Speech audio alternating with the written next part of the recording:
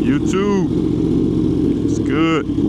Finally posting a video. Well, I may post this video depending on how good it comes out. I think I got my settings dialed in exactly, you know, where I want them now. So this is more or less going to be a final test video to make sure that everything is good to go.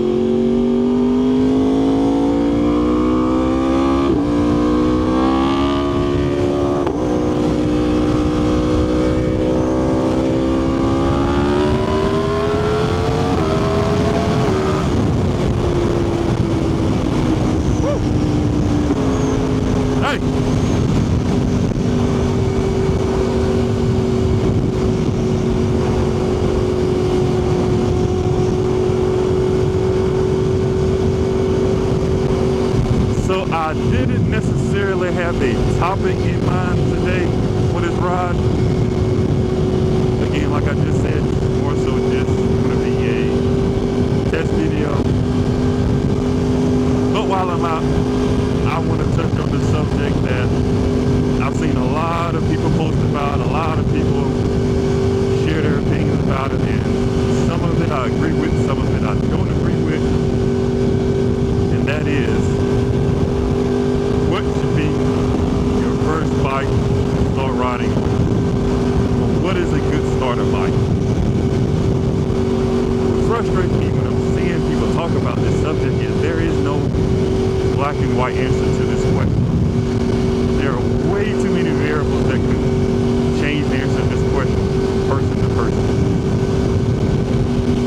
But what I tell people when they ask me,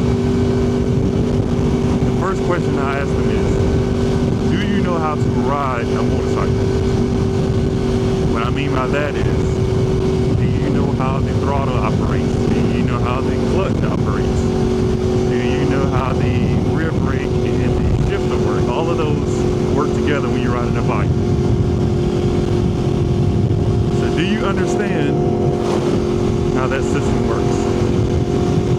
If you understand that, technically you can ride any bike. You can ride a 250 or 400, 600, 1000, whatever. They all ride the same. The next question is, what kind of self-control do you have? You're one of those people who has zero self-control, meaning that every time you get on the bike and you see a straightaway or you see this nice curve, you have to go balls to wall, wide open throttle. Especially when you're learning, you probably should not start on the 1000. Simply because the average person who has never ridden a 1000 does not understand how quickly a 1000 accelerates, or how quickly you can get into trouble on a 1000. Myself included. So I grew up riding dirt bikes, four-wheelers, bikes. And while all of that create a good foundation for you jumping up to 1000, you still will not be able to fully understand the way 1000 rides until you ride. Simple as that. No video, no advice, none of that. Paint a clear enough picture.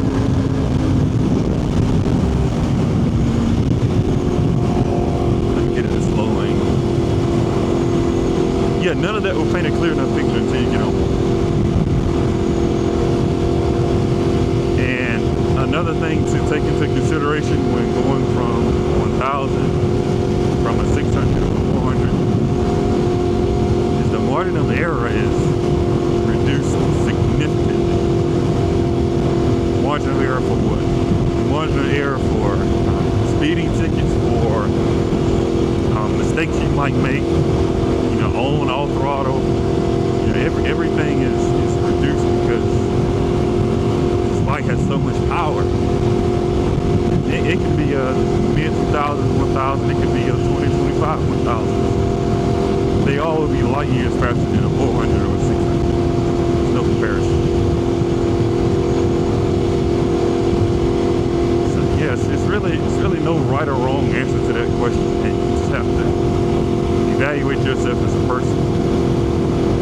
will say this: if you aren't sure whether you should be starting on a 1000 or not, you probably shouldn't. Most people who know they'll be comfortable and know they will be fine on a 1000, they don't have to ask themselves that question. They don't. So like I said earlier, I grew up on dirt bikes and four-wheelers and stuff, and so I can wheelie those for ages, fast, slow. I understand how rear brake control works. I understand how critical throttle input is, the closer you get to balance point, yada yada yada. However, a 1000, particularly an R1, is so sensitive to the throttle that it's something you have to work your way up to. Not only that, but I'm not going to be one of these cats out here who goes viral for looping a brand new bike. That's not me. If you start out in a parking lot going slow, for a beginner, yes. But if you understand rear brake control, you'll be fine. For me, rear brake control is second nature. Like, I have never even thought about bringing this bike up without covering the rear brake. Never. So the people who out here doing power wheelies and clutch ups off of engine brake alone, it's not if you're gonna loop, it's when. It's when, man. It's when.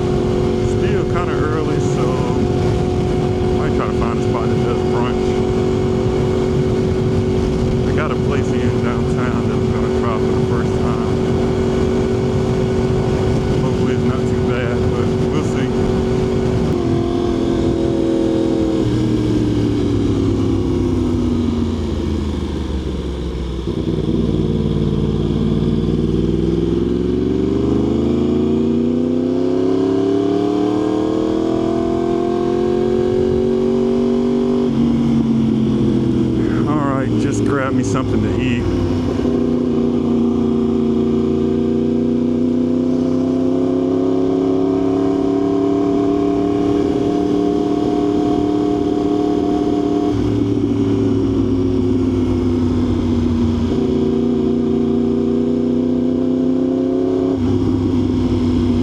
Probably about to end this video here. I think this video is already a lot longer than I even anticipated it being, but it's all good. I will catch you guys next time.